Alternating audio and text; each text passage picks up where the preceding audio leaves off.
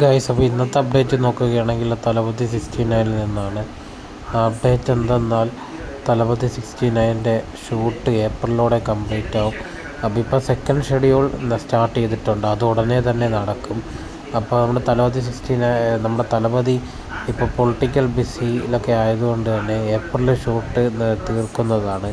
At least shoot എന്തെങ്കിലും pending ആയിപ്പോയാൽ തന്നെ തലപതിയുടെ portions ഏപ്രിലോടെ തീരും. അത് കഴിഞ്ഞിട്ടായാലും സമയമുണ്ടല്ലോ, കാരണം ഒക്ടോബറിലാണല്ലോ റിലീസ്.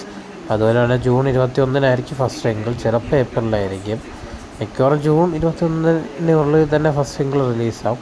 പിന്നെ ഫസ്റ്റ് ലുക്ക് പോസ്റ്റർ നമുക്ക് ഈ മാസം തന്നെ എക്സ്പെക്റ്റ് ചെയ്യാം. അപ്പോൾ ഷൂട്ട് എന്തായാലും ഏപ്രിലിൽ തന്നെ കംപ്ലീറ്റ് ആവും. അപ്പോൾ ഒക്ടോബറിൽ തന്നെ പടം റിലീസാവും എന്നുള്ളത് ഉറപ്പാണ്.